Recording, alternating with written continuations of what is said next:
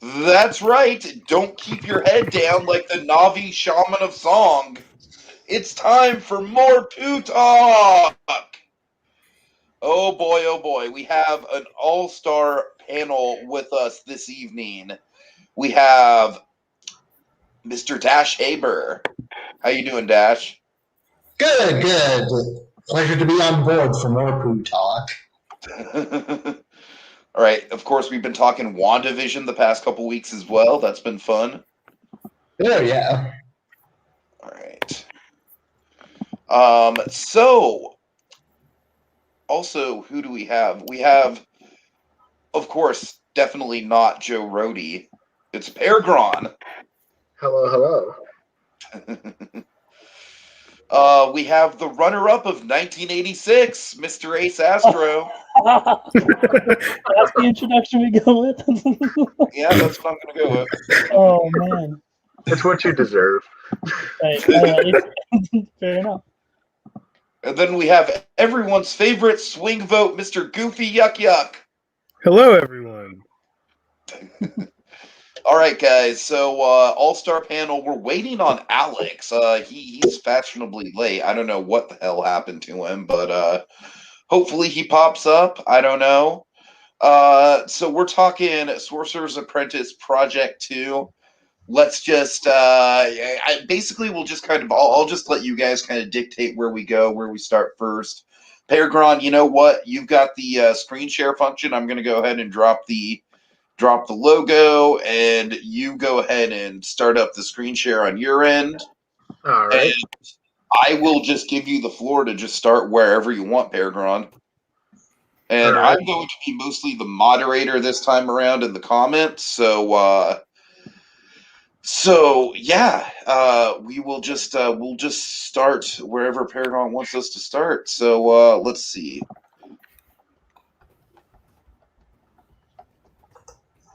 We have Luke talks about movies in the comments. Hey there, nice to see you. So we're gonna start with this Team Soul. I'm just going in order that they were posted. So. Order that they were posted. All right. Hey Pi, I don't think I've seen you in the comments in a while. It's been a minute. How you doing, bud? All right. So guys, I'm just gonna go ahead and give you guys the floor. Space gave me a cheat, and I still don't even know what's going on. Brilliant. We'll get there. It'll happen. It might be the last stanza, but we will get there. All right, Mickey Fan is late, but he's coming on apparently. So hopefully he pops in. Okay, so just go ahead, guys. The floor is yours. I will comment when I feel necessary. Okay. Yeah. So this is Team Soul, and they have things that they did. We're off to a great start, guys. Alex! Yes, I made it. Sorry I'm late. You survived. It's all good. It's all good, yeah. Yeah. All right, Alex. For God's sakes, we're not off to a good start. Can you please? You've got some good experience hosting more Pooh talk. Can you please pilot the ship? Yeah, please jump on. Oh, have we already had a tangent? No, we haven't already had a tangent. We're just having trouble getting the gas started. We haven't even. We can go on a tangent if you want to. Like, this isn't Pooh talk. We're more about the tangents than the actual project. Exactly. Who has a tangent they would like to go on? Great movie. Down, Navi Great movie. Jamming. What the fuck is up with that? That was funny. I saw that earlier today. I was cracking up. Yeah, honestly, it's terrifying. The really disconcerting thing to me about that is I could just imagine floating past that damn thing when it's face down, and then suddenly it just gives like a jump scare and comes back to life, and it's all like, away, yeah. Oh no! Can you imagine? Like the whole time, I would just be like, "Oh God, please don't go back into game mode. Please That, don't." that was my first thought. When I saw the video, I totally expected it to end like that. So for stanza 3, guys, anyone who's watching, if you do a haunted house where the Navi shaman of song, I'm not judging, and nobody on this panel is, but I know Pie's in the comments. So, yeah, if that happens, it'll at least get talked about on More Pooh Talk for sure. Yeah, it would. I Yes. mean, like, I do see Pie is here. How are you doing, you weenie? Uh, I Okay, want to just start photo imposing Pi onto like the Matterhorn and the Tree of Life.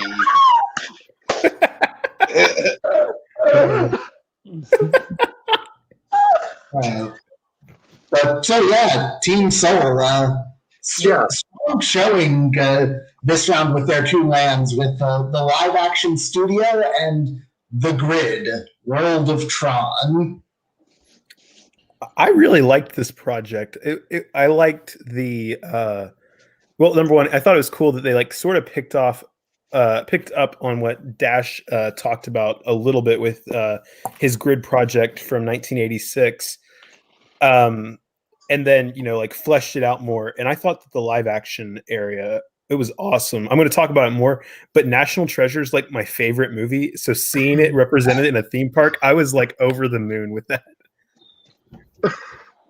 Yeah, they were just some behind the scenes almost. They were looking at 3 lands for a little while. You know, I'm the great grandson of Benjamin Franklin.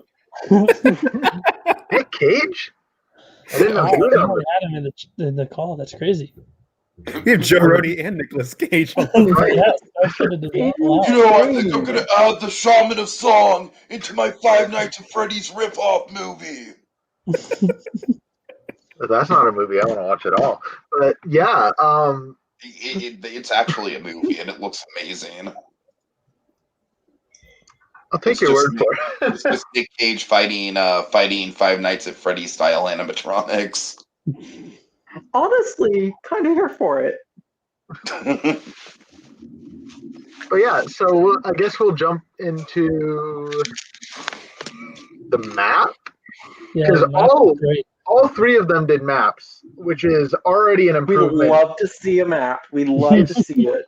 It's like an In more Pooh improvement. Talk, we're all about the maps. We know it. Yeah. Yeah. All We are- maps, we- no We are backstory. sluts for Welcome to maps. More Pooh Talk. Oh, I missed this. I was very impressed that all of the teams did the maps. That is better than any of the competitions I've partaken in or hosted. To get all 3 teams doing a map at once. That's pretty Right. amazing. Keep Yeah, that up. Even with that one, Disney Dad did a great job of replicating Doug's art style to make it still flow nicely on that version too. Oh yeah, for sure. I really had to look and see if that was Doug that made it at first. So I was like, this looks exactly like it. It does. Who did this one? So that artwork there was by Disney Dad, but then the map below was by Tegan. Yeah. Wait, that none of that is Doug's? The original part is Doug. The expansion Okay. is Disney Dad replicating Doug. I was not getting that. I love Right? that Doug just has a distinct style that's just all his own at this point. He's a legend. He does. For sure. But yeah, there's the second map. I forgot that it existed. That was the second one that Tegan drew. Yeah, Tegan did that one. Okay. Yeah, I It like- feels I like very it too. classic Walt Disney World. Yes. I like that it was like you have the one that's more like artistic map, and then you have the one that's actually like explaining it more like logistical, like here's where everything is. Yeah, exactly. Yeah, I definitely appreciate 2 maps, even more than 1. So I guess we'll jump into Tron. Let's get there. So I almost People movers. yeah. Stan. All right, that's just music. I Can I just say, I'm just going to just come out and say the People Movers through the world of Tron specifically is one of my favorite, like, obscure Disneyland things. And this is basically like an epic version of that. And I love it. Disney World. What? As befits Walt Disney World. Yeah. Wait, did they have a World of Tron at Walt Disney World too? Well, we have. I don't think so. That's kind of the same thing. Okay. So yeah. Yeah, I mean, I'm just a sucker for all things People Movers. I'm just, I'm totally down for this. Yeah, I also like that it has like different speeds. I think that was a neat little touch. Yeah, this speed And variation and everything. One of the things I really appreciated about the Tron attractions in general, and this is one of the things that I have had in mind for a bucket list park of mine that I've been designing for about 10 years that I might one day post here. Who knows? That's like an all video game park. And that is the idea of gameplay within a ride. And how do you push that? How do you how do you really draw the line between like what's a video game, what's an interactive experience, what's a fully immersive attraction? I feel like I'm very interested to see, of course, where the Mario Kart ride goes from there. But by the way, Space, if you want to jump on, by all means, come. I could duck out or someone else. I feel, but to go off your point here, I do think you have a good point. I think that a lot of it has to do with the game feel of it. Yes. And we'll especially get to that when we get to the e-ticket, but even with the People Mover, it is it's very well done. And also, I really just love the way that the writing describes the vistas that you see and how you how you come out over Echo Lake and just get good views of the whole park. It really kind of ties the whole thing together, and also just it does a good job. I believe it's the first attraction of this project, the first real main attraction that we get to, just reading through this project. And it does a good job, I feel, kind of setting the stage geographically for where everything is, where you don't even really need a map. You just to me, I kind of like, the maps are great, don't get me wrong, but I kind of traced everything back in my mind's eye to where everything was within the People Mover. All right, Space. Well, if you're free in the next hour or so, feel free to hop on. But it's all good if you can't. Don't worry about it. Don't worry about it. I still love you. Well, there's a take.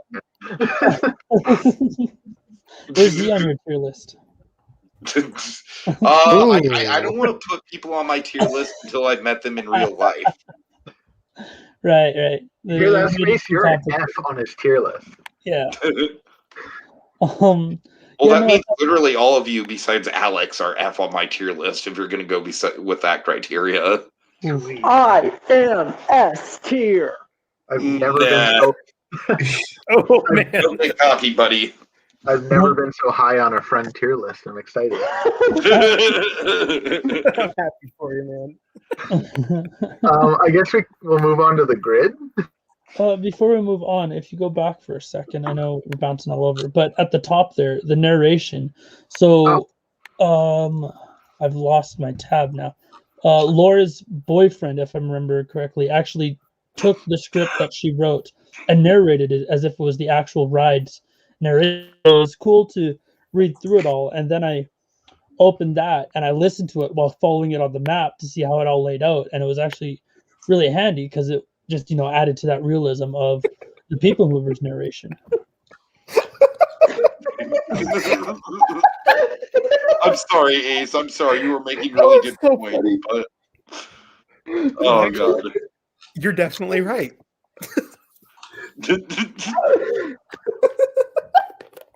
I miss this so much. All right. Also, hi to Sapphire Anna Hope and hi to Beewolf. Nice to see you, Beewolf. Let's see. I've said hi to everyone at this point who's commented, right? Luke, hi. Tiki. Hi. Space. Yeah. Okay. All right, guys. I'm actually going to grab some water really quick, so just carry on, my wayward son.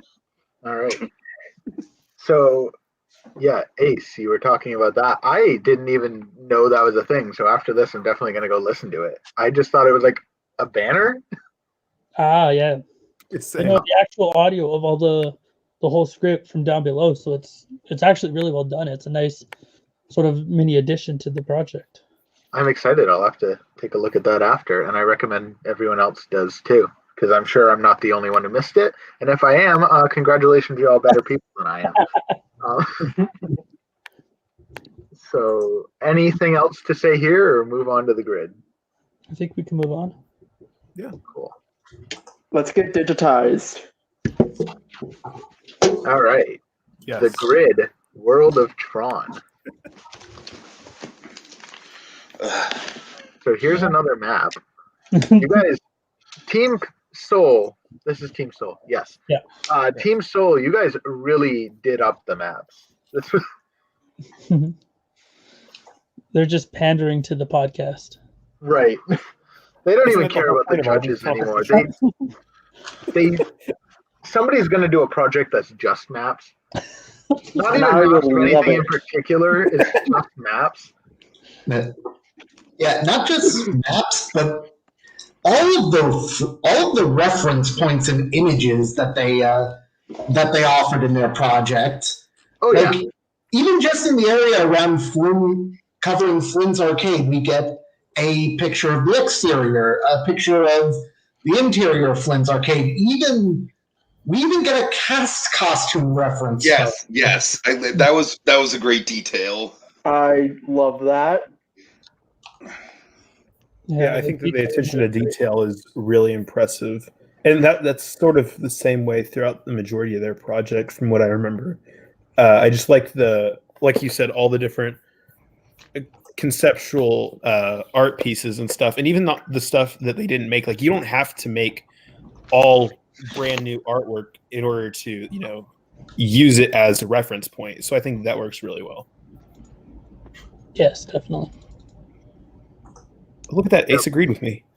Oh, I mean, no, whatever you said is wrong. No, it's too late. We got it live on the air. I'm going to Casey, treasure your this. friends now. They agreed. I can never come on here again. Whenever I'm sad, I'm just going to listen to this and remember that Ace is my friend now.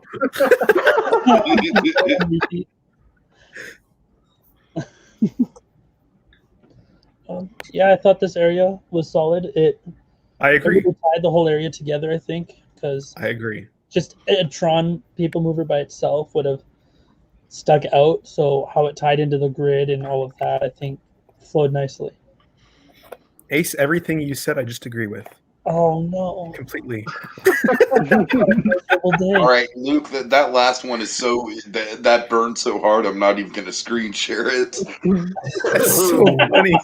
That's brutal.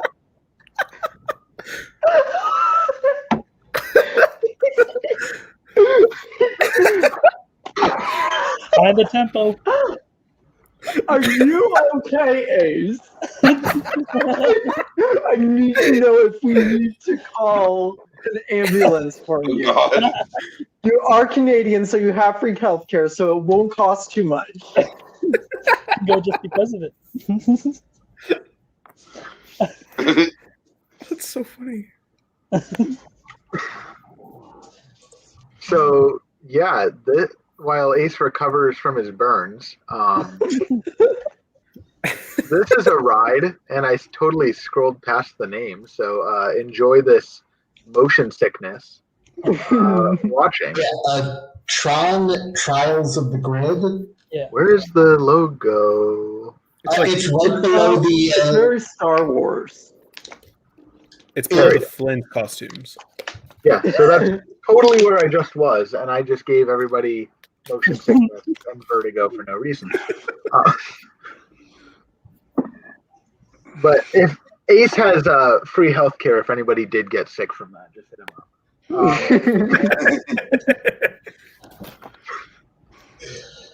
I So thought this was a really cool attraction.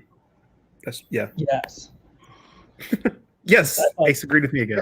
So good. It's the best day ever.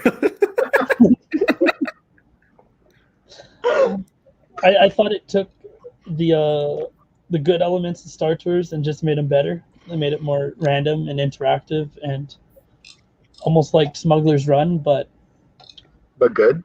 yeah, I was like, Oh! better, but I thought it was cool because it did feel like sort of like an in between, almost between Star Tours and Smuggler's Run, like less interactive than Smuggler's Run, but I like the story element of it better than Star Tours, I think. yeah, exactly. Have you all been on? For those of you who have been on Smuggler's Run, have any of you been in a pod where you know everyone in the pod? Yes. Mm-hmm. Yeah. Nope. Nope. I think that changes the attraction significantly if you can load 6 of your friends into there. Yeah, you can't yell at strangers like you can yell at your friends and family to do stuff. Yeah. Like I have a grand old time. I remember one time I shoved. Let's see, it was myself, Man-Eating Wreath, Rob, Doug, and I believe Jacob from the podcast, and all 5 of us, and then I think one of the engineer positions was just vacant. And man, that was the best ride on Smuggler's Run I ever did, just because it was just like, it was pure chaos, and by the end of it, we were basically trying to do as bad as possible. Then you had Hondo mad at you, and I could never. Well, we were trying to make a game out of like, all right, just how much damage to the Falcon can we actually get? Right. Nice. I mean, I've been on it with strangers where it was me and my friend and then 4 other people. Somehow I miraculously got the pilot spot, and I was yelling at people. So, I mean, you can yell at other people. They don't like it, but you can do it. And if you do it mostly in Han Solo quotes, it's a little better charm. You will, and you'll see them You again get the over rest it a of little the- quicker. But yeah, this is like if you took that and made it better. Yeah. Less Yeah. interactive, but better story-wise for sure. Yeah, exactly. Um, That's how I felt about it. Anything else about this? So I've never actually seen the original Tron. I've seen the. Oh, it's a trip. Is it a sequel, a remake, a reboot? So Tron Legacy was a sequel to Tron. Mhm. The original film, it is good, and the visuals for it are so interesting. I'm gonna warn you in advance. It's slow. Oh yeah, Yeah, I oh did. yeah, big It- time. I've It's seen a that rough one. watch, but it's worth watching. Yeah, Tron Legacy, I mostly just like it for the visuals and the Daft Punk score. Yeah, pretty much. The script. I honestly think Tron Legacy gets a lot of flack for not being perfect. And Like, don't get me wrong, it has a ton of flaws, but it is a great movie. I like it. I don't love it, but I like it. Oh yeah, it's mostly. I feel the script could have done a bit more polishing, but for the most part, I really appreciate how much The story is there, the aesthetic is there, the music is there, the direction is there. The only problem with it is that it has some wonky script parts. That's pretty much what I was gonna say. They did a great job updating the visuals of Tron while still preserving what makes it cool. Yeah. Yeah, and I mean, seriously, Daft Punk soundtrack. Yeah, I mean, I just want Daft Punk to do every sci-fi related soundtrack ever. I feel like that would be too much Daft Punk. That sentence in itself is a fallacy.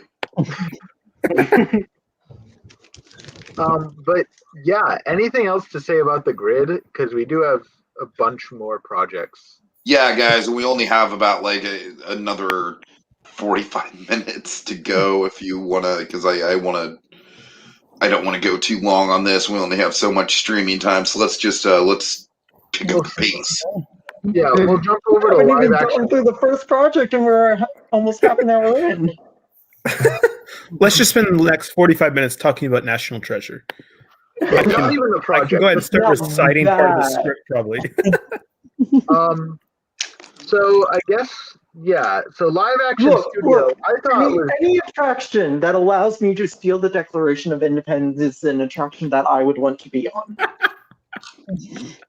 yeah, but like, you have to Like, steal I'll the be actual honest. Declaration of Independence. Well, it depends on how realistic you want to be. I mean, if you're really going for realism, you gotta go for it. You gotta just build a roller coaster through the National Archives, like the actual thing, and eventually somebody will get it. Yeah. Exactly. I actually really appreciate with the live action studio how they managed to like take a variety of those live action movies and try to create sort of a cohesive land with all of them. I thought they did pretty good with it overall. I thought they had a pretty solid collection of IPs that they used. With National Treasure specifically, I love National Treasure. I thought that a lot of the attraction seemed like really awesome, but I felt like parts of the story were a little odd, I guess, if that makes sense. I mean, National Treasure is a little odd. So. No, it isn't. It's the best. Stop. It can be the best, but also be odd. That's fair. I think, my biggest issue with it, and somebody brought it up in their reviews, but I feel like it shouldn't have been a coaster. No. Yeah, I would agree. I feel like it could have been an EMV and just been an absolute amazing parody of Indiana Jones. I think that could have, or like, I know they're cliche, but a trackless dark ride. I just feel like the coaster wasn't the. You tourists! Why do you have to look into the eye every damn time? But I don't know. I feel like that was my biggest issue with it. It was a great ride. I just feel like the coaster part didn't translate as well. Yeah. I feel like they could have picked a better ride system. Yeah, that was my main issue with it. It was that it either needed to be a coaster or have live guides. Having a live guided coaster felt weird. Although that would be a great job to have. It would be so a cool awesome. job. You get paid all day to just ride a roller coaster, but it's still, I don't know, right? Like, Right. Well, it's definitely something very, very different than most any other kind of ride system. mm-hmm. Just shouting out Outbound here. He has made his entrance. How you doing, Outbound? So I guess we'll jump over to an Enchanted Voyage, unless anybody has anything else to say. I love National Treasure. Enchanted is one of the greatest movies that Disney has ever made. And Enchanted is just Elf. No, it's better than Elf. It's still just Elf. I'm going to contest better Space's than Elf. point about the EMV thing because Hollywood Studios currently has 2 trackless rides. Just throwing that out there. But yeah, I definitely think Enchanted was an inspired pick. It wouldn't have been one that I would have immediately thought of. Especially for a live action area. Right. Even though it is a This good is kind of like the marriage between classic Disney and like the Disney live action boom of the 2000s, I thought. Yeah. Mm-hmm. Yeah. So Tiki It is this the side. Cinderella 2015 of the Disney live action boom. Yeah, definitely. Yes. Yeah, no, I could say that. I mean, I like Enchanted a lot better than I like Cinderella 2015. No disrespect to You it. shut your mouth. Those are fighting words, sir. That's why they went with this. Are you actually, really because saying that Cinderella 2015 is like better than Enchanted, Alex? Is that what you're saying? No, I'm saying that they're on equal footing. Oh no. I agree. I like this new Cinderella movie. All right. I love Cinderella 2015 and I love Enchanted. They're both very, very good. 2015 is the best of the live action Disney remakes. I Raise You Jungle Book, but Anything else to say Honey, about? that's a 2 of a kind to a full house.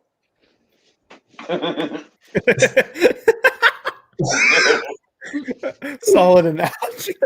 That's true. It's Johnny Where the Book does is Mary probably my Poppins favorite. Return fit in? Is that a sequel? Is that a reboot? What That's do a you guys sequel. think? That's a Sequel sequel. For sure. That's a sequel. Yeah.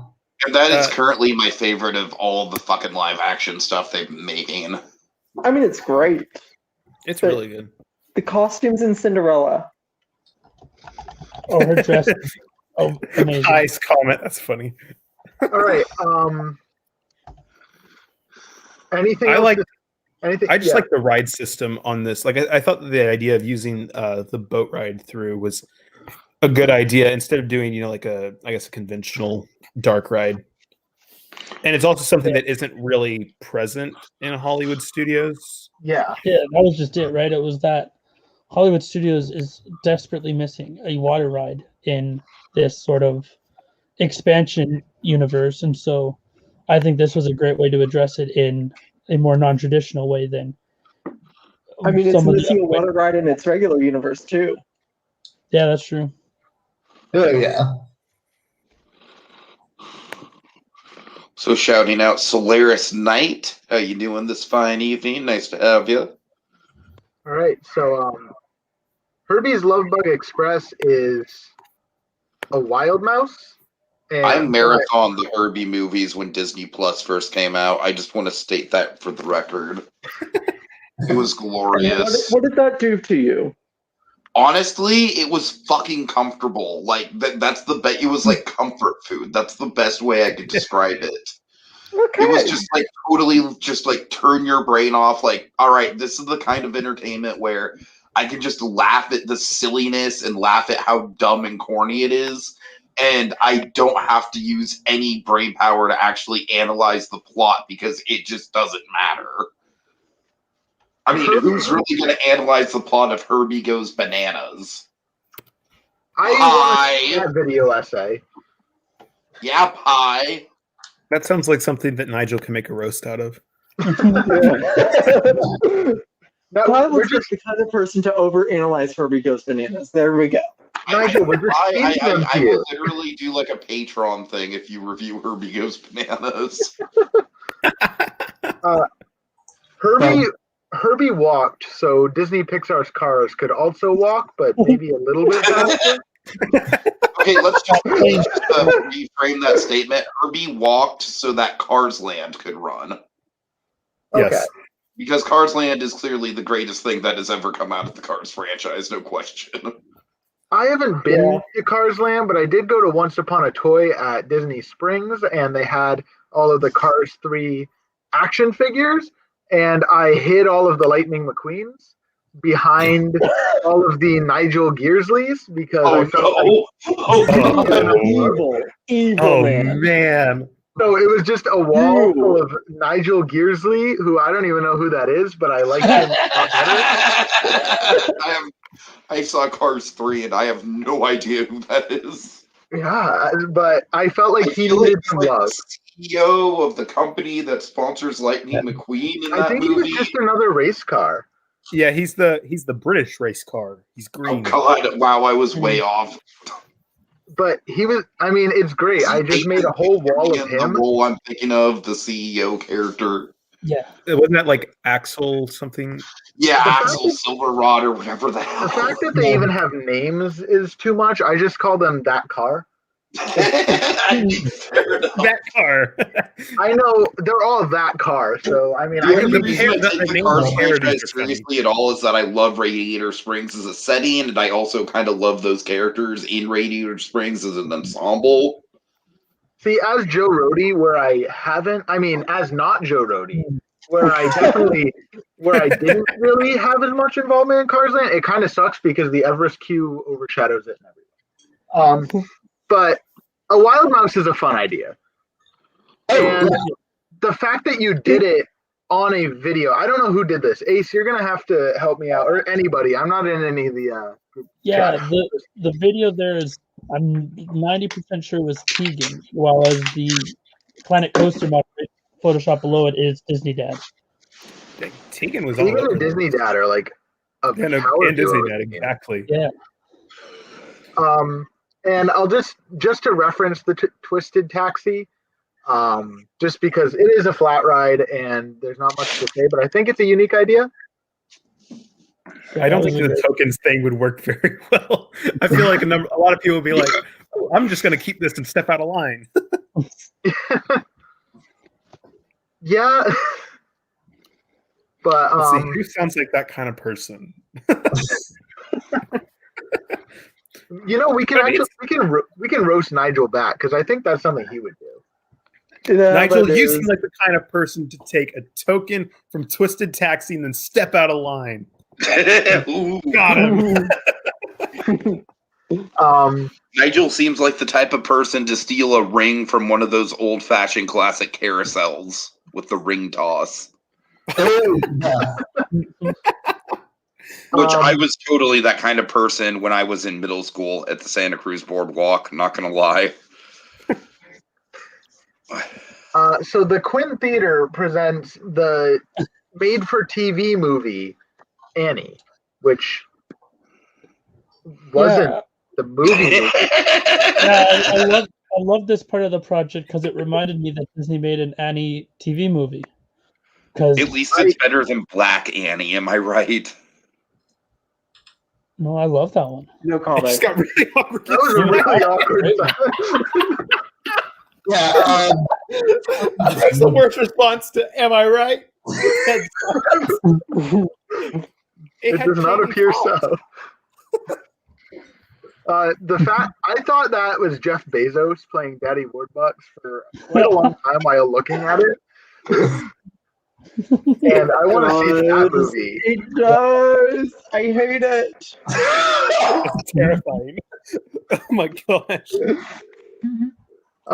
But yeah, I mean, Annie, I have a love-hate relationship with Annie because I had to do a production of it in like 5th grade musical back when I was, in 5th grade musical. And I had to play Daddy Warbucks and I hated my life. And things haven't really gotten better. I would hate my life too if I was in 5th grade and people were calling me daddy. Yeah. But like my Then life you'd be hasn't like, really oh, man. improved since then. So I think I blame it on Daddy Warbucks for So would you like to call I peaked. You peaked in 5th grade playing Daddy Warbucks. the curse of Mrs. Daddy everybody Warbucks? calling him daddy? Yeah. And nobody has since. It's All right, can I just state for the record that I was talking about the quality of the Quinangeli Wallace Annie movie, and I thought it was pretty well regarded as the worst Annie movie. oh no, we all got what you meant. Oh, no. Yeah, Luke, was what's right wrong there, with though. the Annie movie is just that it goes like way, way, way too poppy with everything. Like I can describe it in detail. Like it's just it has Black Annie is just like a short term for it. I'm sorry. I know that was awkward. I just want to clear that up, please. I don't know. I just think that whole movie was. I just think that whole movie was just kind of very misguided in a lot of different ways. But Yeah, it did I have a wasn't- 5th grader in a bald cap playing Daddy Warbucks, so that's where it floundered, really. I think that's the only version of Annie that I've actually seen. Really? Yeah. And I'm coming as someone who doesn't like Annie in general, and that one just Okay. came out at a really awkward time, to and I'm be just fair, like, really? To be 100% fair, Annie is not good. It's not. Just in general. Yeah. The story Yeah, is just just in weird. general, and I just think that movie in particular is just like, really, do we need this? Do we really need this? I mean, like, I don't know. I kind of need feel the another same way about Annie. that as You have not suffered enough. I feel the same way about that movie as I do about something like I don't know, like just a generic remake of just whatever. It's like, really, like this is like the 3rd or 4th Annie movie, and the Wonderful World of Disney Annie is just another example. So yeah, but I apologize for that, guys. That was very awkward on my part. That was not a good placement of humor there. It would not be more Pooh talk if there wasn't an awkward silence. It has to balance. No, it out. as soon as it came out of my mouth, I was like, oh God, I'm glad I don't have more subscribers than I do. but yeah, as for this version of Annie, it's a version of Annie, and I think, at least in my opinion, where I do have sort of a love for it. Not really, but I appreciate it because it was the point that I peaked. I appreciated that you included it. Yeah, well, it made sense. You I just don't think that Annie of all things is like a compelling thing to adapt to a theme park environment. That's honestly my main issue with No, it. but Yeah. like I think you know what, Karen, no, white mom Karen's gonna drag her kids in it. They're gonna enjoy it, Oh God. and then they're gonna walk out and forget about it 20 minutes later. And it'll be great because meanwhile, we can all get in line for the National Treasure guided coaster. We can Yes, all stay- over and over and over again. While all these people get eaten by this theater. Streetmosphere, unless anyone else has anything to say about that version of Annie and not the film version. I just like the picture, the banner picture. Yeah, Does anyone remember when Dr. Evil and Mini-Me did a cover of It's a Hard Knock Life? What? I'm sorry. Yeah. The third Austin Powers. Yes, movie. in the third Austin Powers movie, yes. Oh, yeah. With a rap interlude. What? So maybe I'm just going to change my statement and maybe say that is definitively probably the worst Annie. You mean the best? Right, Austin Powers is the best Annie. Oh God. Mike Myers should play Annie in all future Annie adaptations. He should play Annie, but playing him as the manager from Bohemian Rhapsody. So it's just like a dual performance. I think he should play all of his characters. Yeah, in one role. That's what I'm saying. Every scene is just and he gets dressed up as different characters. Like one scene, he just comes out as Shrek, just for no discernible reason. Shrek doing a Hard Knock Life, and then the next scene it's not Shrek anymore. Donkey. It's a Hard Knock Life, donkey. Oh, Yeah, the for us is replaced with Donkey.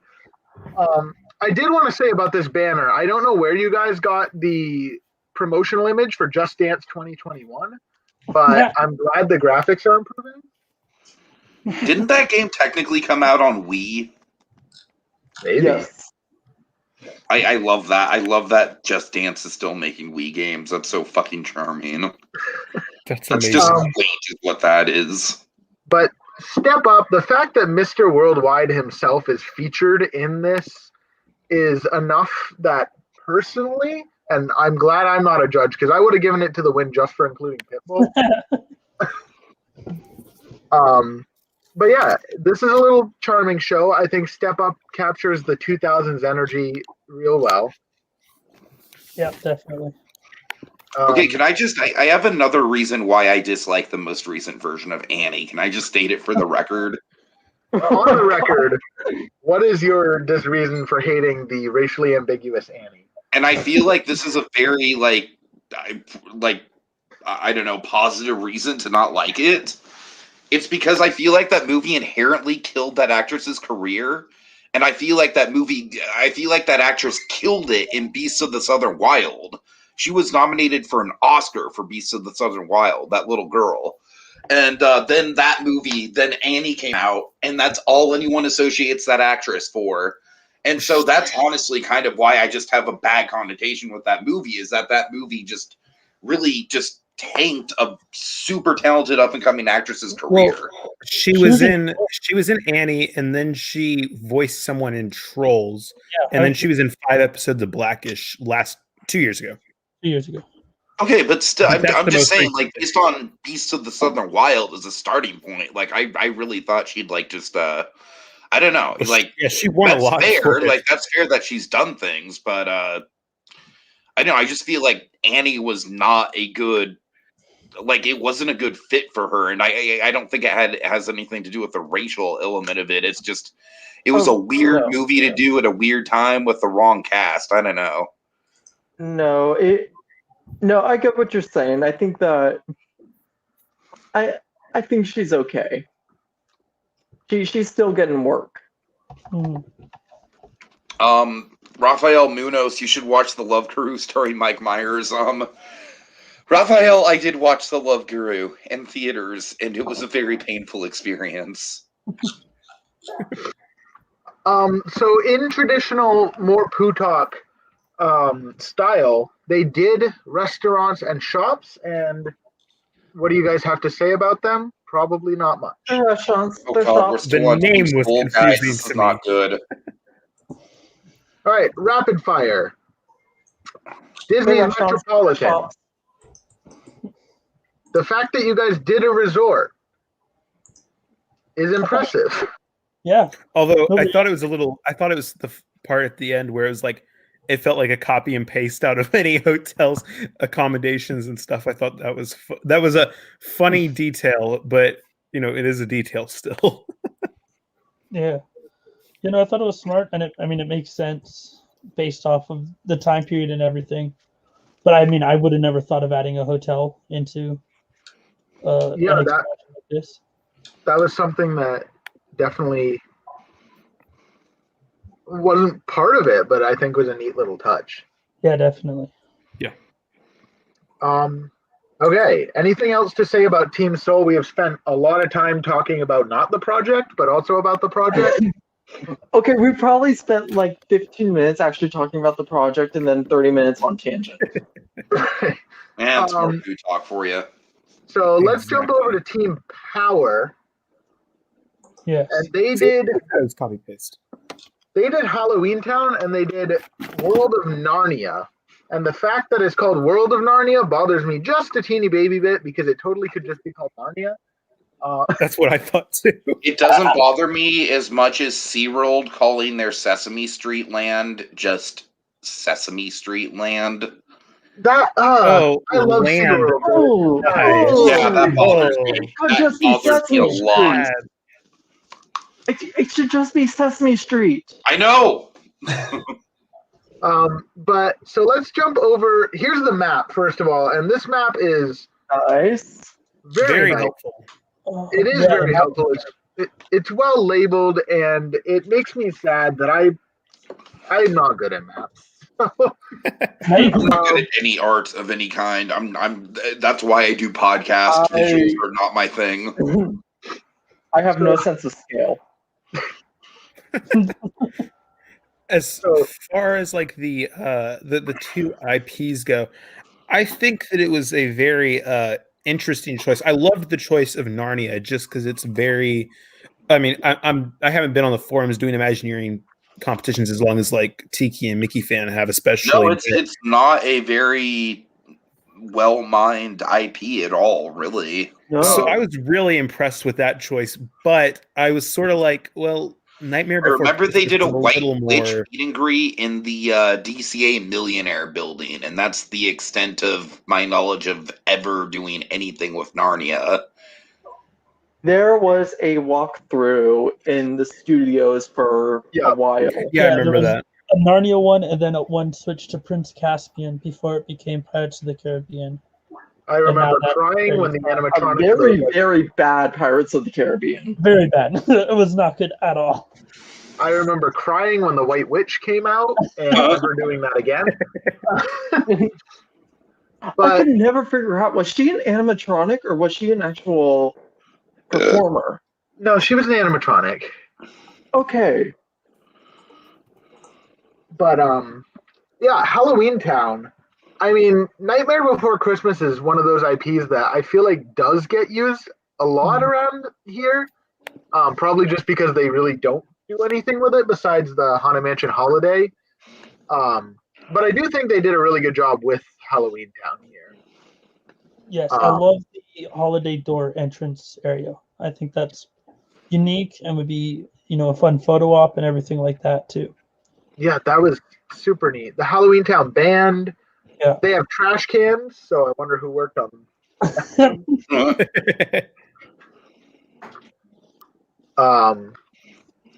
So attractions. My biggest thing here is were there 2 dark rides? So, I might have misread that, but was the sleigh run?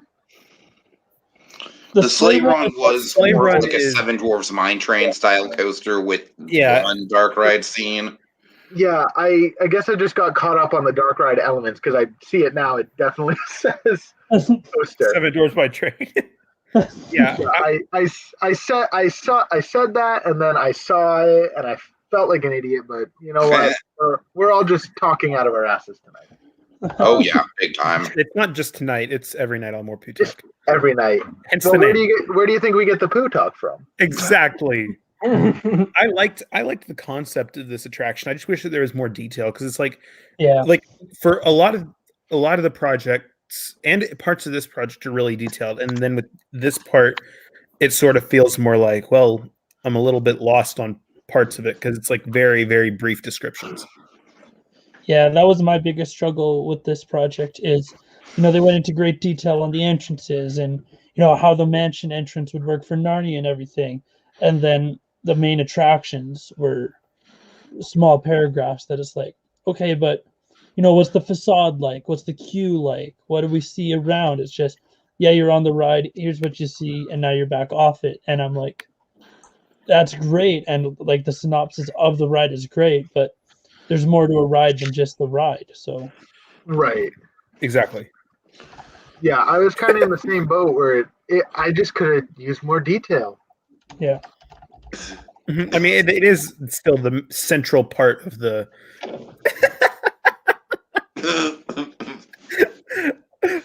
Nigel really makes More Pooh Talk. Oh, that's so great. I can't even lie. 10 years ago, Oh, no.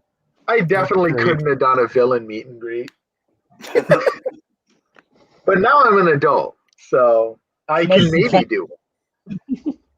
Maybe. Now the fear wouldn't so much be like the actual villain quality of it, but like, oh god, is this going to be awkward because I'm a grown ass man? Right. Different kind of fear. Yeah, it's like, yeah, exactly. But I will say, I yeah. thought that the concepts, like, they're very cool concepts for the attractions, especially the Roulette of Fear. I thought it was really cool. Oh, I But thought that was again, it's great. just a lack of detail. But I thought it was an awesome idea. Oh yeah. Dining exists, and I mean, it's kind of what I expected from a. I almost said Princess and the Frog. What the fuck? A Nightmare Before Christmas dining selection. Yeah, pretty much. Yeah, it's not that it's not anything special because they are very well themed, really, and I think they did a really good job with them. It's just it is kind of what I expect from it. Right. Yeah, I thought Oogie Boogie's Cabaret was well themed and everything. They mentioned it was like a Trader Sam's sort of thing, which I mean I think fits quite well for that sort of theme with Oogie Boogie instead of Ooh. So Yeah. yeah, That's it just makes funny. sense. The funny thing to me about it is that there's more detail to the dining than there is to the attractions. Yeah, Yes, there is. But in more, You know But it what? does It's seem like really maybe cool areas. sometimes that's not a bad thing. and for retail, I mean, it's kind of the same thing. It's like it's great, but it's just stuff that Well, you would that Scare Bear Workshop's horrifying. Yeah, that was probably the most unique one for sure. I was like, what? This is not okay. I can imagine, like, I can totally see parents trying to take their kids to it because they think that it's like basically a Build-A-Bear, and they go and they're like, oh my gosh, my kid's scarred for life. This is actually You'll either have a bunch of kids scarred from the experience, and then just that small percentage who just go all in on horror from that point on. it will awaken something in young kids. listen. This is No, this is the same resort where I can just stand outside the Tree of Life and watch little kids come out traumatized every 10 minutes. Tomorrow. Yes, children, cry more. I like that. I like that. That's somehow Animal Kingdom. somehow this snuck in from my Buck Cluck Hell House. This was actually part of that whole new Hell theme park. So I don't know how you guys got a hold of it, like out of that realm, but that is where this belongs. But World of Narnia. So growing up, was a massive Narnia nerd. I never read Harry Potter because I came from a very religious family. And so Narnia was my fantasy. That's what I grew up on. And so as a big old Narnia nerd, this tickled my Narnia bone. Wait, where is that? Be very I'd specific. rather not discuss human anatomy here tonight, but maybe after the show. It's where that one rib used to be. You know, the one Adam had. Right. I do have that extra rib, and that is the Narnia bone. Oh, dang, I just snapped my Narnia bone. Doctor's like, what? Or his crotch. Yes, Beowulf. That's the other alternative.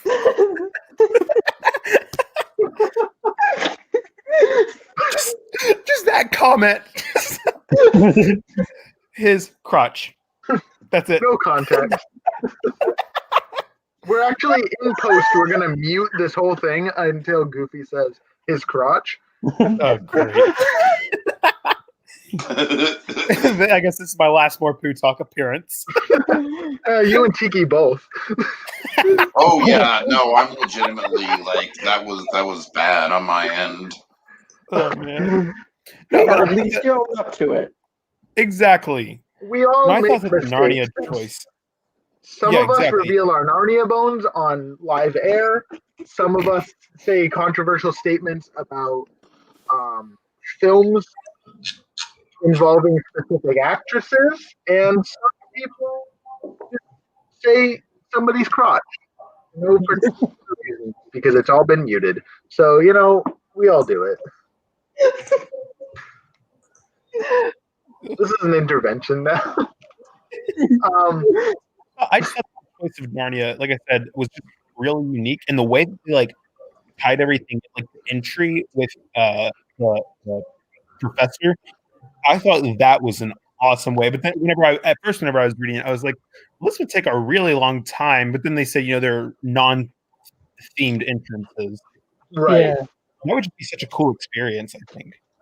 Oh, Yeah, right. it would That be first like time. Ooh. it's like a more chaotic version of that. I've never seen Harry Potter, so forgive me, but the train station where you go through the brick wall.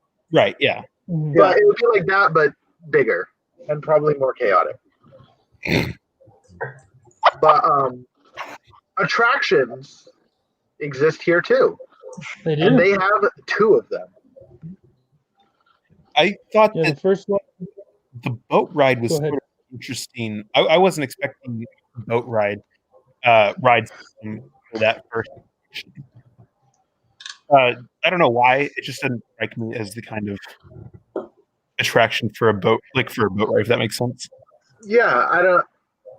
Now I read all the Narnias. I've seen the 3 movies that they made, and there's only one book movie that really features a boat, and it's not really set in Narnia. So it was a unique choice. I don't know if that was the ride system. I mean, it's fine. It's a boat ride. I think you can kind of make it fit into anything. But again, my biggest issue with the attractions here is that the detail. It's Yeah. I do like that they made it very clear that they're going to show Jadis killing Aslan. That's all I needed to know. We're going to scar children several different ways. yeah. This is the Halloween Horror Nights. Well, all 3 of them had a way to scar children. Wait till we get to the stunt show in The next project. Oh yeah. But yeah, it's just, and Outbound brings up a good point in the comments that they kind of told half of the same story. Oops. Yeah. It's an interesting idea. It's just that I don't think that anybody, unless you know Lion, the Witch, and the Wardrobe, you're not going to pick up on it. And it's like, Right. I think you're going to miss a lot of the context, especially, well, I think with both of them, but especially the one that takes place in the White Witch's castle. Right. That one like seems very confusing because it's like you're just randomly with this witch turning a satyr to, or a fawn to stone, and then you're with a beaver family. Like it's like it just seems very strange. It would be like doing a Lord of the Rings attraction where suddenly you're in the Misty Mountains. Yes, exactly. Like, yeah, and you're already like you're about to fight the Balrog. Like that's kind of where it would be for me. Like, right. And I'm a big believer in if you're going to have like IPs, then it has to be something where somebody can jump in without much prior knowledge and be able to pick up on stuff. And I don't know that that would necessarily work in this one. Right. Yeah, that was another issue I had too. I'll agree with that one. Mm-hmm. Yeah, it felt more like a retelling of the story than going into the world of Narnia. Right. I mean, they could have done like a completely original. Actually, this would have been kind of interesting. I don't know how you would have done it, but like a completely original thing based completely on the White Witch in her castle, rather than retelling the same story. Because I think that the first attraction they have makes the most sense for like actually telling the story of Narnia. Mm-hmm. Right. Yeah, they could have done like a log flume or something through the castle. You could go through her garden of like stone people, and then you could maybe see her turn something to stone. Not to pitch other people's rides, but I agree. It could have been like its own thing. Right. But it kind of just feels like a disjointed second part of the first attraction, or almost like in the middle. Like they took it out of the middle of the first attraction and then made it its own thing. So you have to you kind of have to ride like the first and then get on. I feel like there's no real way to ride them in the correct order. Right, you have to get on. Like you have to just pull the emergency brake, run off, go ride the next other ride, then come back on where you started. Yeah. But yeah, dining. The fact that they have menus was nice. They're like solid menus. Like these would be nice places to eat. Yeah. Definitely. Like Thomas's tea house sounds super charming. Yes. Yeah, I thought that one was a really cool idea. Then you can eat with beavers. I mean, that's always been on my bucket list. And then you got the classic Turkish delight. That's 110% not actually Turkish delight. So yeah, I mean Narnia. Have y'all ever had Turkish delight?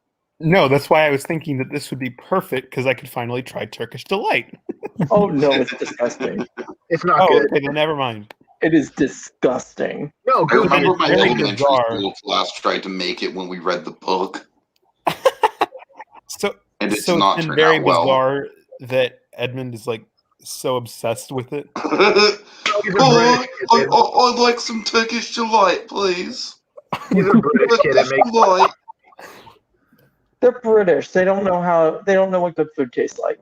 Right, they eat beans with breakfast, so I don't really take that. That's always I cannot get down with that. That's no bueno for me. And as for their retail, you can go and shop in a war camp. I thought that was a really cool idea, to be honest. Yeah, I thought it was great. I think Disney is severely lacking its war camp shopping sites, so I am for So this. true. Who wouldn't want to go to a shop? They should just turn the set of Mulan 2020 into a DVC. Chains, Canes, and Gays. That's such a great name. I thought that the Harmony audio animatronic was a really cool idea. Yeah, and also terrifying. Yes, very terrifying because the thing of Mr. Potato Head is he's a cartoon. And so it's okay, like for him to pull an ear out or something, but for this to be moving like that is just crazy. I like to imagine that she does pull her ear out at one point. Same. Really ties Like, it all look what together. I can do. Huh? Great Drapes was another one of my personal favorite names.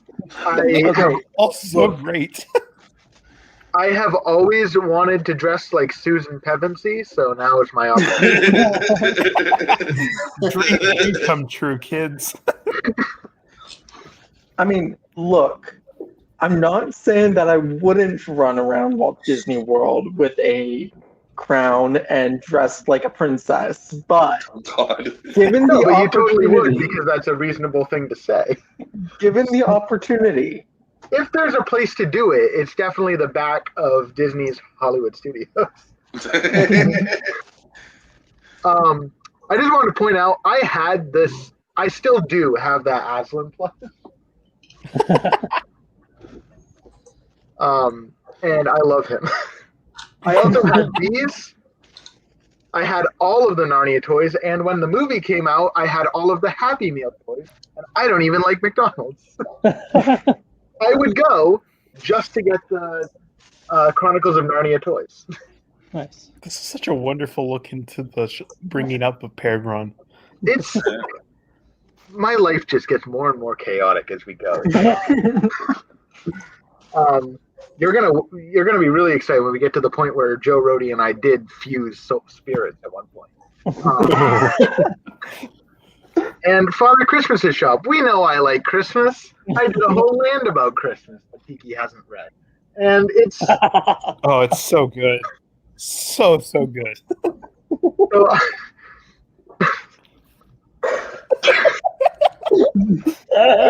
Goes for it. I just slid it in there. That's great. my own joke got me. It wasn't even that good. I think I've made better ones. No, it was. That was the one that It got was me. amazing. All right, guys, we need to get this back on track, guys. We need to move on to the next project pretty soon. Okay, we'll do entertainment, and then we'll move on to the next project. And it's Narnia, the Battle of Baruna Nighttime Spectacular. Would you like to go to Narnia? I thought it was cool, but it's like it doesn't make sense on the water. Yeah. Well, You know? Like yeah. the only thing that takes place, like you said, on the water in Narnia isn't actually in Narnia. At all. So it's- yeah, exactly. That's true. That's a good point. Yeah, it Also, was- like, objectively, Voyage of the Dawn Treader is the best book in the series, right? It's also the worst movie in the franchise. Yes. Yeah, I kind of It's the agree with same for those Harry points, Potter. honestly. It's the same for Harry Potter. Prisoner of Azkaban is the best book in the series, but the worst movie. What? Yes. What? That's such a weird opinion. I agree that it's the best book, but I also think it's the best movie. I didn't like Order of the Phoenix, the movie. They cut out That's like the the only majority one of the I've book. seen. They cut out almost the entire book. And Deathly Hallows Part 1 was super slow. But anyway. I did not like Half-Blood Prince, the movie at all, but I loved the book. I gotta do a Harry Potter binge because I have no idea what you guys are talking about. I was like, I was good. the perfect. No, I get what you're saying about came Prisoner of out. Like Azkaban, yeah. I was the prime target demographic for the books, and I saw the first movie when I was like 10. So yeah, this is my territory. Old man Tiki. You know it. See, with Prisoner of Azkaban, the issue is that there was just so little context on a lot of stuff. Like if you didn't read the books and you just watched the movie, you would have been ridiculously lost. If you didn't Exactly. already know who the Marauders were, Exactly. yeah. But yeah, anyways. I just think it's one of the few Potter movies that actually tries to have a style of its own. Right. So the only, as a filmmaker myself. my biggest critique with Narnia, I think, is where's the Aslan? I want to see Aslan, and you didn't. I want. You see him dead on the table. You do see him dead on the table, but I want to see him alive in his war camp. I want to dress dead like on the table or nothing. I want to dress like. I mean, That's I didn't take a dead animatronic on a table that I could take a picture with. Just give me. Yeah, just selfie. It looks like at the bottom of the entertainment page, they do mention like some interactive animatronic. Yeah, it's not the one that we wanted. Release a lion into the park. I can hook that up. Yeah. What? No, like actual Aslan character? That's kind of a missed opportunity. Just let a furry walk in dressed as a lion and just. Oh gosh. All right. Most Can likely we just dress like move Aslan. on to the next project, guys, please? All right, on to the last project, and that's Disney Studios Expansion Hub by the other team that didn't put their name in the thing. I think it's Team Mind. Team Mind. Yeah, Team Mind, my crew. Yeah. Cool. So Dash, I guess I'll let you kind of take this one over, because you worked on it, and I think that's a little better than having us just kind of make fun of everything. So take it away, my friend. All right, so yeah, we ran through like various different land ideas, but we wound up hitting upon this sort of neat pairing of having one area that's sort of a celebration of Japanese filmmaking, courtesy of Toho Town, and then we've got Surf Swell Beach as a sort of area that's a tribute to those 60s beach party movies. Certainly an odd pairing, but the two kind of wound up working well with each other. So, yeah, this was hands down my favorite project, just because I thought that I really love the fact that it's not just two IPs, the fact that it's two different, like, distinct atmospheres that use IPs well. If I'm being honest, it's a way of designing lands that I kind of miss, because I feel like the further we get into these just hyper detailed, like brick by brick recreations of certain settings, the more we lose the kind of like exotic, like, I don't know, like, let's say early Adventureland, for example, or something like that, or, how well Fantasyland is able to fit in so many different IPs into that theme. I don't know. It's one of the things that has been on my mind recently for the past couple of years with just how prominent these individual IP focused lands are. I think some of them are absolute home runs, and then I think some of them, like, I feel like Cars Land would be an example of a home run, and then I feel like something like, I don't know, let's say Galaxy's Edge shots fired a little bit, maybe. Yeah. Is maybe not so good. Like, Galaxy's Edge I love the ambition behind Galaxy's Edge, but the execution. Galaxy's Edge isn't a brick by brick recreation of anything. What? Galaxy's Edge isn't a brick by brick recreation of anything. I know, but it's so boring. Yeah, I can see what you mean by sort of the principle. It's sort of the principle of that idea of like a just totally focused on one IP land versus something that's more of a stew pot of like influences and ideas. Right. And so, yeah, those are our two lands. First, let's step on over to Toho Town. Toho Town is just freaking magnificent. Toho Town is my favorite part of this. All three of these projects. Same. Yeah. Dash, you worked on this, correct? Yeah, I did. I designed 2 attractions, 2 stores, and one of the restaurants. And then Jokers did the other stuff, right? Jokers, but also we had work from Imagineer Brandon, Solaris Knight, and Pix. Oh, wow. All right.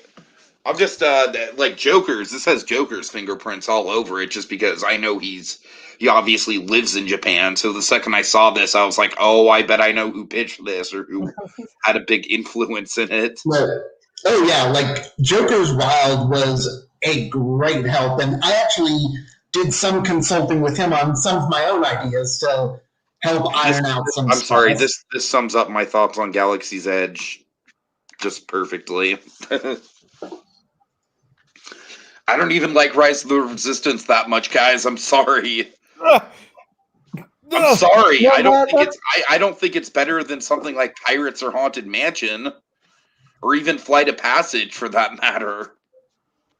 I've never done it. I think Runaway Railway is better than Rise of the Resistance. Oh, I would agree. I actually do agree with that. I loved Runaway Railway. I'm just going to go up on my soapbox against Rise of the Resistance again, if y'all don't mind. Rise of the Resistance is a game changer when it comes to just like the storytelling of it all and just how much story you get.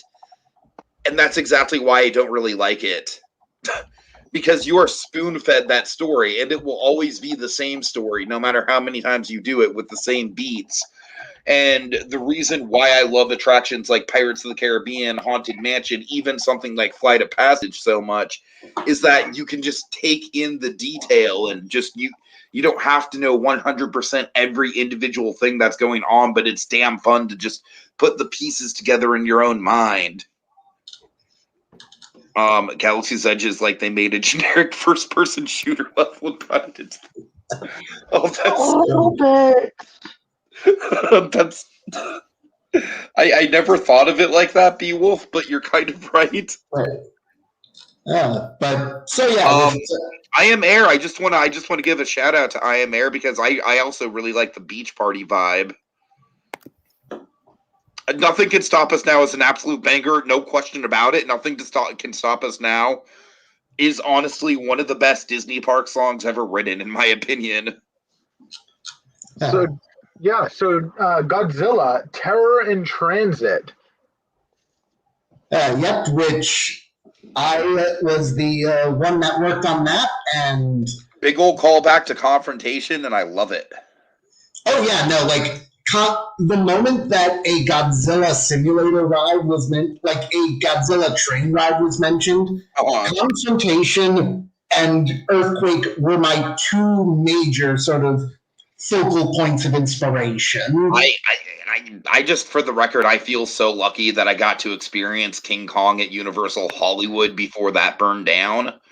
And it scared the ever-living crap out of 10-year-old Tiki. Oh my God. I wasn't expecting it either because my grandparents just took me on the tram tour and they didn't know what the hell was on the tram tour. They just thought we were going to pass by some movie sets. Oh man, that sounds like an awesome surprise to see. It was awesome looking back on it. I'm like, man, I am so glad that happened. I am so glad I did it. Mm-hmm. In the moment, I was scared shitless. Because it was a massive animatronic, wasn't it? It was a massive. Not only that, but you keep in mind, even before you see Kong, you have a fucking helicopter crash right in front of you. Yep. All right. No. Anyways. But so yeah, with those as sort of my main sort of thematic inspirations, I sort of worked from there into this idea of, this experience of going on this train with the whole setup that Godzilla has been sighted and you're supposed to be heading over to a protection shelter while the Godzilla Countermeasures Division... I like the idea of Mechagodzilla, by the way. Mechagodzilla has always been a favorite of mine, and I really like how you worked him in. Props there. Oh, thank you. And so, yeah, like, I went with screens for where it would be pretty much necessary for showing these giant monsters, but I still like to have, like, some practical stuff. Like, in the enclosed station that's very much my Earthquake homage, you get, like, metallic fingers piercing the ceiling of the station. And also, really happy I managed to find, like, that piece of art of Godzilla ripping off Mechagodzilla's head, like just so selling what I see as like sort of that big moment. Right. Mechagodzilla is something I'd really love to see the new Warner Brothers movies try and legitimize. I suspect we're probably gonna see him turn up. I think so? Odds he's gonna be the one that brings Kong and Godzilla together. Of course, it's Batman v Superman, but with King Kong and Godzilla. Oh, right. Yeah, pretty much. Godzilla probably doesn't know his mother's name, so we can't make that connection. So we have to... Well, people, you joke, but people have been joking about like Mothra. Why did you say that name? Why did you say that name? Can I just state for the record that the Martha thing is one of the fucking most batshit silliest, so bad it's good moments in the history of Hollywood. Just straight up, I love it to death for how asinine it is. Say Mothra! Oh, all right. And next we have Spirited Away. This was a banger. Jokers, holy shit, my friend. Yeah. I've seen a couple Studio Ghibli projects on So You Want to Be an Imagineer, but this frankly blows them all out of the water. I mean, I was stunned by this. I thought it captured the mood and the atmosphere of the film just so well, and I feel like it's almost kind of crazy that Studio Ghibli hasn't been translated more into the theme park space, because I feel like it works so well. Those films are already so atmospheric. Oh yeah. So I'm on a Ghibli binge, and last night was Spirited Away. And really quick, what do you think of Porco Rosso? I haven't gotten to that one yet. I'm kind of doing it out of order. It's just whatever. So far I had to watch it on Hulu. I've done Grave of the Fireflies, and I didn't love it, and we can talk about that another time. Grave of the Fireflies is brutal.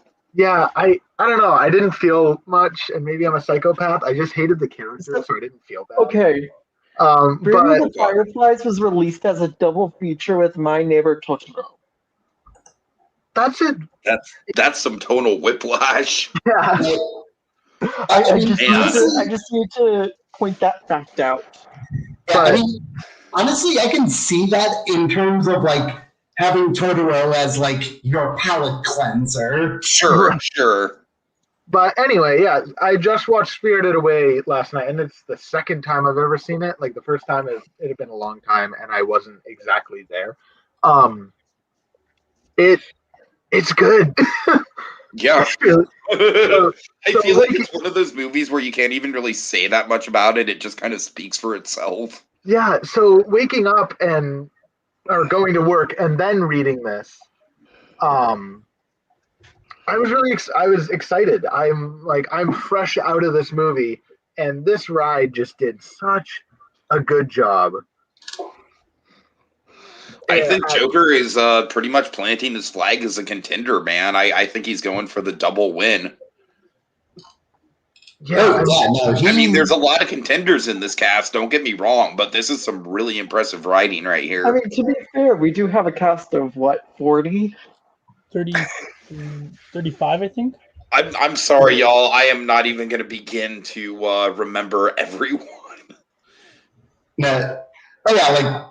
Unless literally all 35 of those people show up in the comments, then maybe I'll have a chance of keeping everyone straight.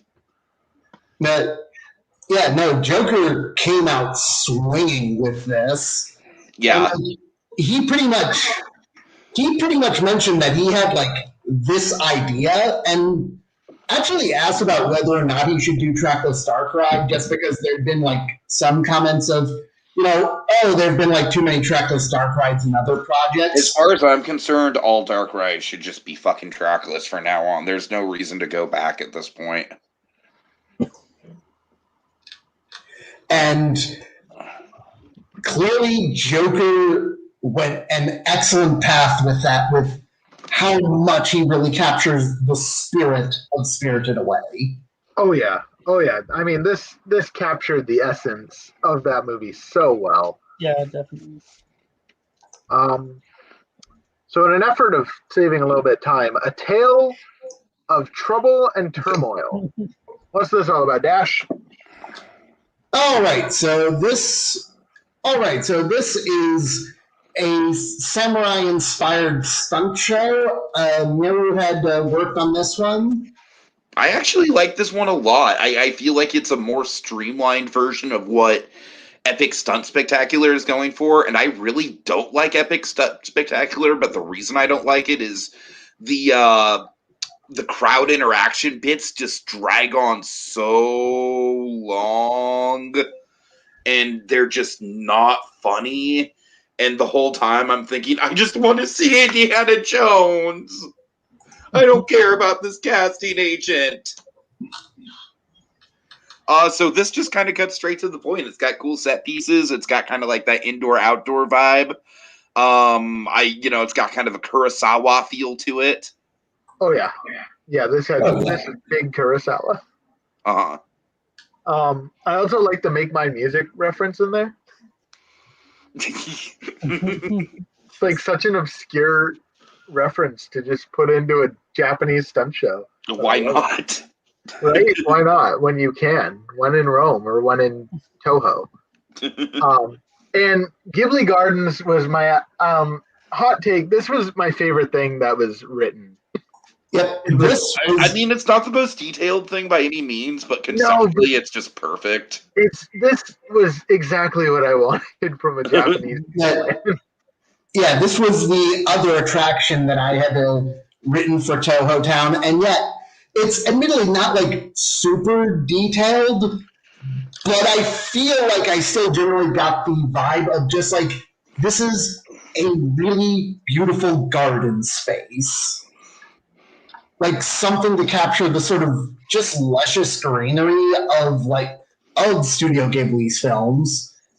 And I even added in like the elements of like these little model dioramas that you could discover, like if you could see them at the right spots. This is like the storybook canal boats, but better because you can walk and take your time to look at them.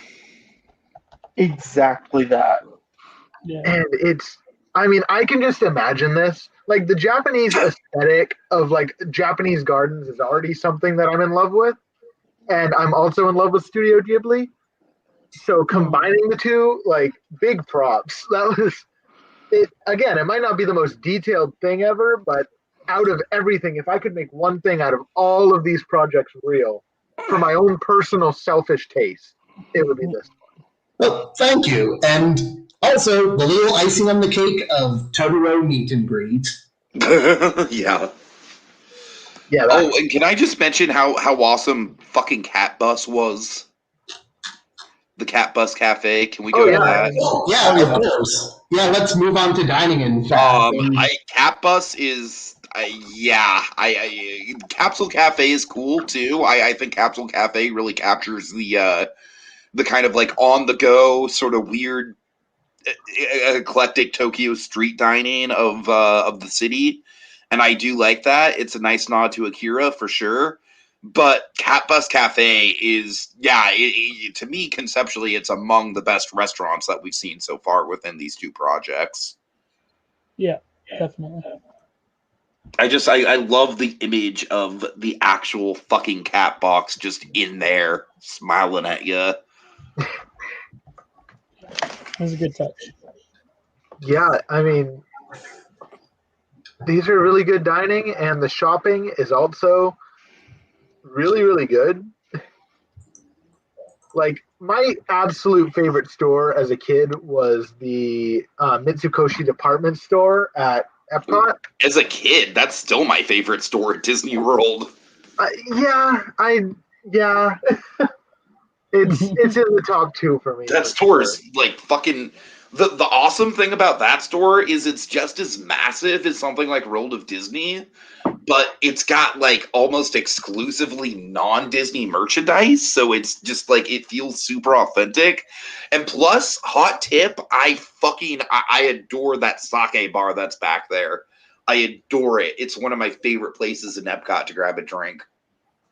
I adore that it's there. It feels very culturally appropriate. Every single interaction I've had with the bartenders back there has just been super duper pleasant and helpful. I'm sorry. I'm just going on about that damn sake bar, but it's one of my favorite little pieces of Epcot. But yeah, I mean, this gives me big vibes of like the Mitsukoshi department store. Sure. I think that it really captured that. And I'm not even like I'm very new into the world of like Japanese animation and whatnot. Like I've seen some of the Ghibli movies. Outside of Ghibli and DBZ, I'm pretty much like a blank slate when it comes to that. Yeah, it was Ghibli and Pokemon for me. Well, yeah, Pokemon, of course, that's a given. Right. So like even I mean, just the aesthetic of all of it is a lot of fun, and I think they did a really, really good job with all of this. And let's jump to Surf Swell Beach so we can get onto the home stretch. Thank you. You know what? This one. So my favorite video that Pi has done so far on his channel, just gonna give him some promotion, is actually the one on Camp Mini Mickey, because I feel like he did a really good job of kind of like laying out the charm of an otherwise conceptually not very ambitious area, and I got kind of a similar charm here. I love the Minnie Mouse Surfer movie show. Like, that's not the type of show that, as a grown-ass man in my 30s, Luke, feel free to do a roast about this. That's not the kind of show I would probably attend, but it's the kind of show that just fits so well for the vibe and the theme that they're trying to go for. I love Mickey as the beach hunk. So, question, maybe I missed this in their description, but did Mickey have like a padded bodysuit? I don't think so, no. I think just the implication was that he was just a super cool dude. I mean, Mickey's kind of a hunk, right? Like, you know how the new Mickey Mouse shorts do like those weird like Ren and Stimpy style close-ups? Yeah. We just need like a fucking close-up of Mickey's biceps, and they're just ripped. He's just got fucking like a 12-pack, dude. Like, for a guy in his 90s. Also, I just want to say, for the record, Runaway Railway is a wonderful attraction, and my favorite part of Runaway Railway, and I feel like it's already worked itself into the lexicon of quotable Disney moments, is the way track switch, yeah. Track switch! It's iconic. I fucking, there's something about that delivery of that one particular word that is just it's that growl on the R. Track switch. So I haven't been on that ride, so I totally thought you were gonna say there was just like a hunky Mickey animatronic in there. Oh god. It's like, I mean, if you look at him in the right way, every Mickey is to be fair, the final scene, he's serenading Minnie with a little ukulele, singing "Nothing Can Stop Us Now." Spoilers. and he's just ripped. He's just fucking jacked. No, but it is a moment that could make you Very smooth. lobster proportions. Like this 92-year-old mouse is just fucking like doing crunches. Like, that's my Mickey. All right, it's all right. Let's bring it down a bit. The creature feature boats. Dash, did you work on Surf Swell Beach as well? Or do you know that? I actually did not work on Surf Swell Beach at all myself. My focus really was more on Toho Town. Mm-hmm. But Creature Feature Boats is by Pie on My Cake, who I believe is in the chat right now. So Beowulf, I don't want to know. I don't want to know about that. Beowulf. Beowulf. Oh, Anyway, You could have kept that to yourself. yeah, You just kept that to yourself. Not made us experience any of that. I feel like I've no Yeah, longer said the most mental- awkward thing on this podcast. you haven't. yeah, you beat You could Tiki, just kept people. that to yourself, Beowulf. You did it. You beat Tiki for the worst thing said on this podcast. Still love But you, yeah, Beowulf. the creature feature boat rides was fun. Yeah, I Pi's like. animations for it was great. I think this Yeah. makes a lot of sense. I really just I'm just a huge fan of this cheesy sci-fi aesthetic anyways. Oh yeah, and like just the pie charming animation too. All right, can we just make Buff Mickey a running joke now? I mean, he is the messenger of butt clock, so I feel like Buff Mickey is just Oh. it's becoming a thing this podcast, and I'm just gonna run with it. Buff Mickey with pants on. No shirt. Not that he wears a shirt anyways, but no Well, shirt. it would just rip off because he's so. Oh he's so no, Beowulf! I don't need the detail. Why? Beowulf. Why? Why? And yeah, so this attraction was really good. I thought it was super campy and fun, and it captured that. Like, That's what I would want out of this. That's what I would want out of this attraction. Yeah, it Kind of reminds me of like, what if the guys who did the mini golf course at Universal City Walk designed a dark ride? yeah, I can see that. Oh yeah, And I don't say that in a bad way. I really like that No. golf course. No, that's a fun mini golf course. Yeah, So I did a Pirates Cove for the first time last trip, and I wasn't too impressed. So Rebel Motorbike Race is a motorcycle roller coaster. I don't. Rebel Without a Cause is a weird movie to theme a roller coaster around for a multitude of different reasons. What is it? Not the the fact least of that which is the way that James Dean died. I Just was- saying. but maybe, but still, the general idea of like a greaser themed roller coaster is still a pretty solid idea to fit into this area. It's a solid. yeah, definitely. The idea of a greaser themed coaster is solid. I just wouldn't give connotations to Rebel Without a Cause in the name. But yeah, it was a good coaster. It was written well. I agree with you that maybe a little bit insensitive, but not bad enough that I think it ruins anything. I mean, I don't think it ruins anything either. It's just kind of just Rebel Without a Cause is a movie as a whole. It's just not. It's not exactly like a big like action movie per se. It's more of a character piece. Right. We haven't heard from Ace or Goofy. Do you guys have anything to say about like Surf Swell Beach in general, or? I think it was a fun land. It was the land from their initial, like from all teams' initial ideas. I think it was the riskiest of the 6 lands, just idea wise. A beach resort in the middle of a park seemed kind of out there, but I think it was pulled off quite well. I As a like whole. that it calls to mind the fact that we have the Paradise Pier billboard in Hollywood Studios now.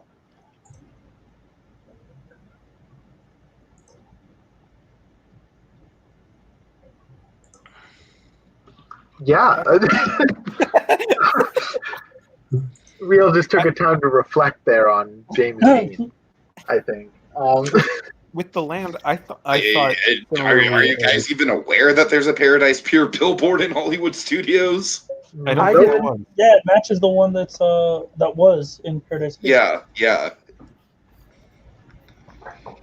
But yeah, so Beach Party Palooza we talked about a little bit. Buff Mickey. I like to imagine that it's an inflatable suit. Oh my god. I like to imagine the guy playing Mickey is just so buff that it just shows through. I could get down. Maybe it's that he pops the inflatable suit. Oh god. And they're like, "Oh no, Mickey's not buff anymore," but no, he's still ripped. It's just authentic now. He's ripped in heart. And you got to think about how tall Mickey is too. Like this is a ripped, like 5 foot tall dude. Like Short king. Yeah, we stan Muscle Mouse. But yeah, Someone needs to make fan art of Muscle Mickey, like pronto, no, because please. B-Wolf it sounds will like make B-Wolf has it, and probably then seen some. yeah, we probably shouldn't even talk Muscle Mickey ever again. But I like how much mileage they got out of this random Jake Paul movie. Jake Paul, that's Ross Lynch. I would still no. It's supposed to be Jake Paul in this version. I was so confused about like why Jake Paul had to replace Ross Lynch. Wait, what? Hold on. Yeah, I was confused about They that said too, because I their didn't even thing know was that was that- like an alternate reality thing, because I just do not Oh. follow Disney Channel original movies. Well, what they said was like, oh, the only thing that's different about our version is that there was some delays in production, and then Jake Paul was the main guy instead of Ross Lynch. But then because of his controversial YouTube stuff, he was recast, and Ross Lynch replaced him in the second one. Which I'm like, so I don't really get what the difference is. What was the point? I think it was Exactly. just to build in a buffer so that, right, this land opened 2 or 4 years ahead of when the movie came out, so it built in that buffer on. The movie was already deep in development by the time this land was being worked on, so that there could be a tie in there that doesn't feel extremely out of place. I'm sorry, I missed all of that because I'm just trying to wrap my head around why you would go back in time and put Jake Paul in the role of like it's such a weird, like, no offense to Pie and Pix, like, you guys are great, but Are you saying that Jake Paul isn't a legend? I can't wrap my head around this. And it might be that I Jake started Paul drinking is the about best halfway through of this us, podcast. god damn it. Yeah, it might be that I started drinking halfway through this podcast, but I am but yeah, so Wipeout Wheel, it's a Ferris wheel. And those are terrifying because I'm scared of heights. I would be This one terrified wheel is on. legitimately scarier than any roller coaster I've ever been on. That is true. I can't even look at this picture. I'm like, this bothers me so much. You're Like, this is a very real fair. I'm gonna put it back on the Party Palooza. I believe that picture might be from Santa Cruz Beach Boardwalk. Yeah, I could be mistaken, but it's very similar looking cabins to the Santa Cruz Beach Boardwalk Ferris wheel. I mean, it could be from hell for all I care. It's terrifying. Yeah, and how about the dining for Surf Swell Beach? Let's do dining because I love a 50s aesthetic and I love a tiki bar. And when you put the two together and you take away the casual racism that is found in both of them, you get some. Nice. So let's look at Annette's Diner, which is based off. God, I just saw Muscle Mickey. Oh God. Oh You're no. welcome. That's on you. I know it is. You're the one who looked it up. So you have Annette's Oh Diner, and you have man. Wait, Tiki, did you click on the link I sent? Yes. Yeah, you're welcome. That's good. Oh, that's just no. It's too, terrifying. it's too beautiful. the Cowabunga Cafe is a lot of fun too. You can tell Pufflefan is another one that has such an art style that you know it's them. It's Yeah, definitely. like their menus, you know it is Pufflefan. They always make great menus. Yeah, I always love that. I don't think they're legal age to drink because their drinks are always just whiskey. Right? Right.